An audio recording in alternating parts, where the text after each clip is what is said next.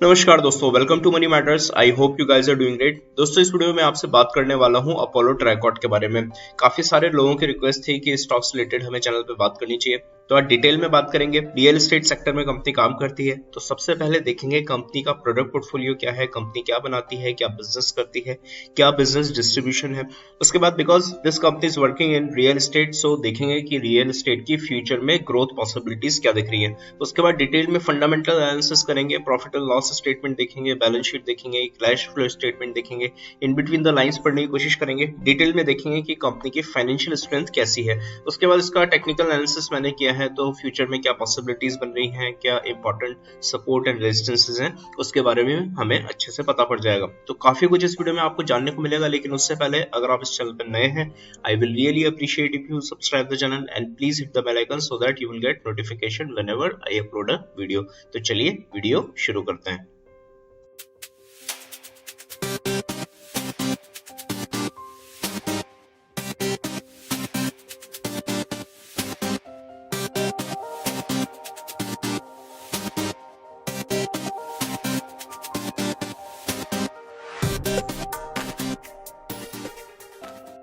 दोस्तों, सबसे पहले इस कंपनी के प्रोडक्ट पोर्टफोलियो की बात कर लेते हैं। तो यहाँ आप देख सकते हैं श्री अमिताभ बच्चन इस कंपनी के ब्रांड एम्बेसडर हैं।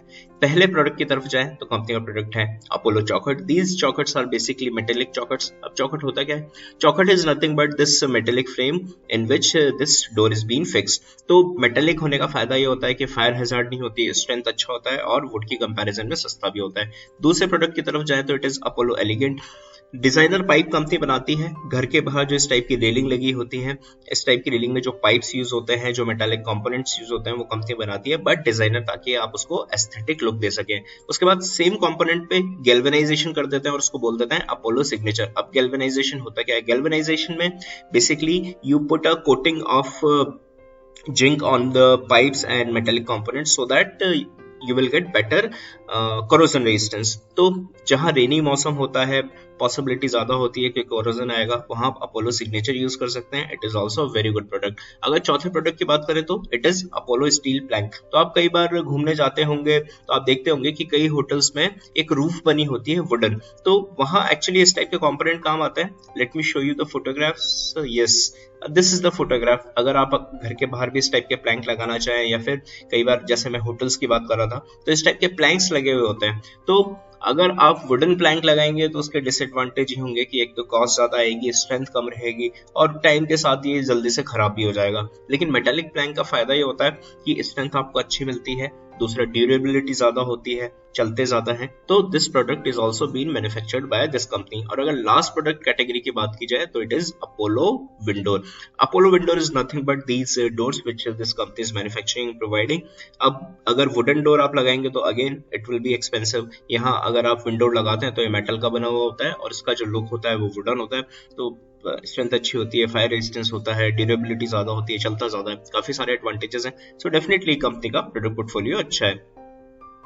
अब यहाँ भी आप देख सकते हैं, अगर प्रोडक्ट ब्रेकअप की बात करें तो designer roofing, fencing, steel furniture 54%, steel door frames 23%, designer hand railing 18%, others are 5%। और कंपनी 100% इंडिया में ऑपरेट करती है।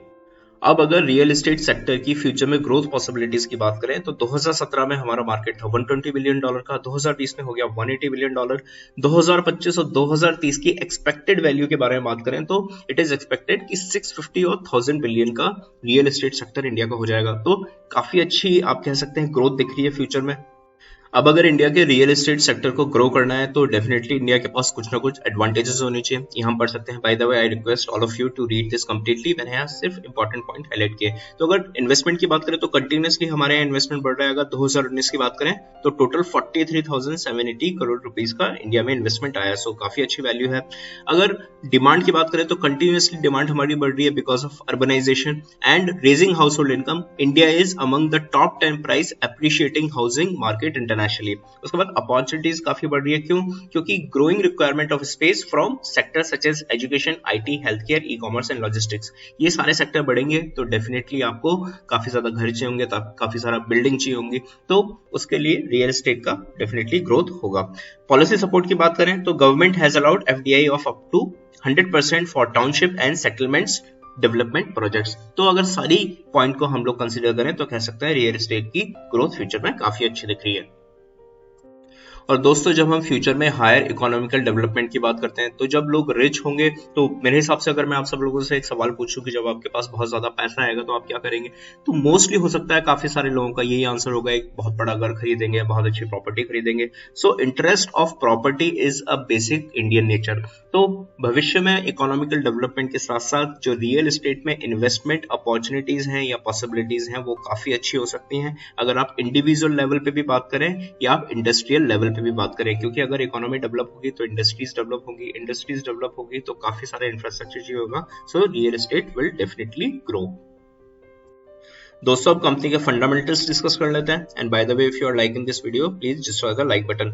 मार्केट कैप है 3299 करोड़ की। It is a small cap company, तो स्मॉल कैप कंपनी के साथ थोड़ा रिस्क भी रहता है, वॉलेटिलिटी भी रहती है, तो ये दोनों चीजें आपको ध्यान रखनी है। इंडस्ट्री का भी है 14.8, स्टॉक का भी है 40.3, सो स्टॉक की भी वैल्यूएशन ज्यादा है। Return on equity, return on capital employed की तरफ अगर आप ध्यान देंगे तो कंपनी का डेफिनेटली ग्रोथ अच्छा दिख रहा है। सारी चीजें अभी हम लोग डिटेल में डिस्कस करने वाले हैं। डेट भी है कंपनी के ऊपर थोड़ी बहुत। करंट मार्केट प्राइस की बात करें तो इट इज 1085 और नियर टू 1085। दोस्तों अब कंपनी का profit and loss statement analyse कर लेते हैं। और जैसा कि हमने वॉलेटिलिटी की बात की थी तो same thing is also reflected in PNL statement. 2016, 2017, 18 की बात करें कंटिन्यूअसली कंपनी की सेल्स इंक्रीज हुई है, अच्छी बात है। 2019 में घट के केवल 7 करोड़ रह गई। मार्च 2020 और ट्रेलिंग 12 मंथ डेटा आप देखें तो काफी अच्छा इंप्रूवमेंट है। उसके बाद ऑपरेटिंग प्रॉफिट की बात करें तो 2019 में 0 था। मार्च 2020 की बात करें तो इट वाज 74 और ट्रेलिंग 12 मंथ का डेटा काफी अच्छा है, 137 crore rupees. Operating profit margin काफी अच्छा है। अब मार्च 2019 में ऑपरेटिंग प्रॉफिट 0 था, लेकिन अगर आप नेट प्रॉफिट की तरफ जाएंगे तो आपको 3 करोड़ दिखेगा। क्यों? क्योंकि अदर इनकम 4 करोड़ है। अदर इनकम क्या होती है? कंपनी के मेन बिजनेस के अलावा जो अदर इनकम होती है, हो सकता है आपके पास जो कैश हो उससे आपको इंटरेस्ट मिल रहा हो, आपने जो स्टॉक्स में इन्वेस्ट किया हो उससे आपको डिविडेंड मिल रहा हो, तो इस तरह की जो इनकम होती है, या फिर आप कह सकते हैं मेन बिजनेस के अलावा जो भी इनकम है that is other income. So other income 4 crore थी, तो यहाँ आप देख सकते हैं कंपनी का टोटल नेट प्रॉफिट था 3 करोड़। मार्च 2020 की बात करें काफी अच्छा इंप्रूवमेंट है, 42 crore and trailing 12 month is also almost double from March 2020। सो अच्छा इंप्रूवमेंट है काफी।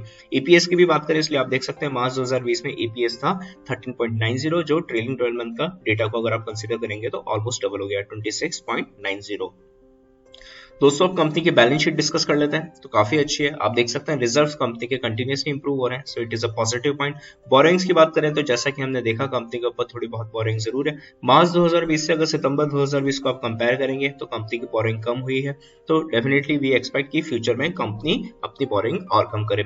लेकिन जो पॉइंट ऑफ कंसर्न है वो लिक्विडिटी का है। जैसा कि हम लोगों ने हमारे वीडियोस में पहले भी डिस्कस किया है कि करंट रेशियो की वैल्यू 2 या 2 से ज्यादा अच्छी समझी जाती है और क्विक रेशियो की वैल्यू 1 या 1 से ज्यादा अच्छी समझी जाती है। अब ये कंपनी ऐसी है जिसको कंटिन्यूसली रॉ मटेरियल खरीदना भी पड़ता है, रॉ मटेरियल खरीदते होंगे तो पैसा भी देना पड़ेगा, तो लिक्विडिटी मेरे हिसाब से इस कंपनी में काफी इंपॉर्टेंट है। अगर क्विक रेशियो 0.2 है, 0.2 का मतलब है अगर आपको किसी कंपनी को 100 रुपए पे करने हैं तो उसमें आप लिक्विडिटी मेंटेन कर रहे हैं 20 रुपए की।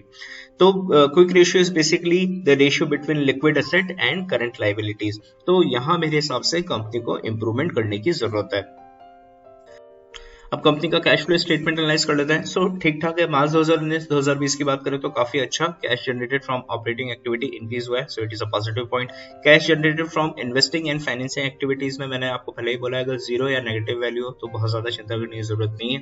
Cash generated from investing activities की बात करें सो इट इज -145। उसके बाद cash generated from financing activities की बात करें तो आप यहाँ देख सकते हैं कंपनी बोरोइंग ले रही है, इसलिए यहाँ काफी पॉजिटिव वैल्यू आप देख सकते हैं। 69 करोड़ का कंपनी ने बोरोइंग लिया है and proceeds from shares is also 24। so definitely मेरे हिसाब से फ्यूचर में कंपनी को अपनी बोरिंग कम करनी चाहिए और उसको 0 करना चाहिए। नेट कैश फ्लो की बात करें तो मार्च 2019 में नेगेटिव था -8, मार्च 2020 में आप कह सकते हैं इट इज पॉजिटिव। तो अगर यहाँ मैं फंडामेंटल्स कंपनी के कंक्लूड करूं तो क्या हम कह सकते हैं कि कंपनी के फंडामेंटल 5 स्टार है, इनक्रेडिबल है? तो मेरी ओपिनियन में नहीं है, but still we can say कि कंपनी के fundamentals are okay and company is growing. भविष्य में कंपनी को बोरिंग बिल्कुल कम करनी चाहिए, लिक्विडिटी इंप्रूव करनी चाहिए, प्रॉफिट्स थोड़े अगर कंसिस्टेंट और ज्यादा होंगे तो हमारा ट्रस्ट इस कंपनी के ऊपर और ज्यादा आएगा। दोस्तों अगर शेयर होल्डिंग पैटर्न की बात करें तो अच्छा है। दिसंबर 2019 में आप देख सकते हैं प्रोमोटर की होल्डिंग थी 61.77%, जो दिसंबर 2020 में बढ़ के हो गई 62.54। से डेफिनेटली अच्छी बात है, प्रोमोटर्स अपनी होल्डिंग बढ़ा रहे हैं। सितंबर 2020 से आप कंपेयर करेंगे तो थोड़ी बहुत होल्डिंग कम हुई है, but it is not a very considerable amount. Pledging की बात करें तो प्रोमोटर्स का कोई भी शेयर प्लेज नहीं किया हुआ। दोस्तों फटाफट से स्टॉक को टिकर टेप पे भी चेक कर लेते हैं। तो एक साल में आप देख सकते हैं 270.74% के रिटर्न दिए हैं, काफी अच्छे हैं। स्मॉल कैप कंपनी है, लो रिस्क कंपनी है, किसी भी इन्वेस्टर्स का अभी इन्वेस्टमेंट करने का सजेशन नहीं है। और अगर चेकलिस्ट देखें तो कंपनी के ऊपर रेड फ्लैग है, that you can consider. Entry point they are considering it is good. Dividend return काफी कम है। अगर आप इस कंपनी पे इन्वेस्टमेंट करेंगे तो आपको एफडी से अच्छे रिटर्न मिल सकते हैं, और अभी स्टॉक का प्राइस इसकी इंट्रिंसिक वैल्यू से ज्यादा है। दोस्तों अब स्टॉक का टेक्निकल एनालिसिस कर लेते हैं। उससे पहले मैं आपको एक चार्ट दिखाना चाहूंगा। This chart is between Apollo Tricoat and Nifty metal. तो आप देख सकते हैं ये जो पिंक लाइन है ये है निफ्टी मेटल की, और जो ब्लू लाइन है ये है अपोलो ट्राइकॉर्ड की।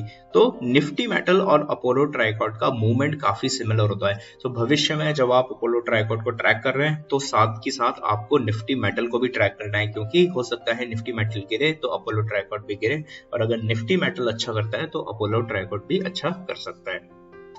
दोस्तों अगर लेवल्स की बात करें तो यहाँ जो थिक ग्रीन लाइन है यह है इसकी लॉन्ग टर्म की सपोर्ट लाइन, और जो थिक रेड लाइन है यह है इसकी लॉन्ग टर्म की रेजिस्टेंस लाइन। आपकी हेल्प के लिए मैंने सपोर्ट और रेजिस्टेंस पॉइंट भी यहाँ मार्क किए हुए हैं।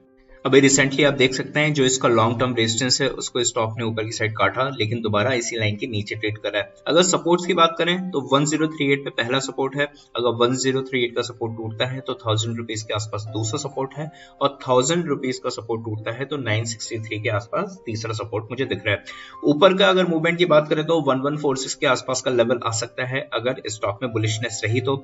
अगर आप मेरा ओपिनियन पूछेंगे तो मार्केट करेक्शन के साथ साथ 1000 का लेवल आपको आसानी से आता हुआ दिखाई दे सकता है, और हैवी करेक्शन के साथ आपको 950 के आसपास के लेवल आते हुए दिखाई दे सकते हैं। अभी थोड़ी वॉलेटिलिटी या फिर आप कह सकते हैं थोड़ा करेक्शन मार्केट में एक्सपेक्टेड है, क्योंकि हमारे यहाँ कोरोना के केस बढ़ रहे हैं, यूएस में बॉन्ड यील्ड का इशू है। तो मार्केट करेक्शन के साथ साथ डेफिनेटली नीचे के लेवल आते हुए आपको दिख सकते हैं। तो अगर आप इस स्टॉक में ट्रेड कर रहे हैं तो स्टॉप लॉस लगा के रखें, और जिन लोगों ने इस स्टॉक में इन्वेस्टमेंट कर रखा है अगर उनको काफी अच्छा प्रॉफिट है तो पार्शियली थोड़ा थोड़ा आप लोग प्रॉफिट बुक कर सकते हैं, ताकि दोबारा अगर नीचे के लेवल पे आपको स्टॉक मिले तो दोबारा से आप लोग इसमें इन्वेस्टमेंट कर पाए।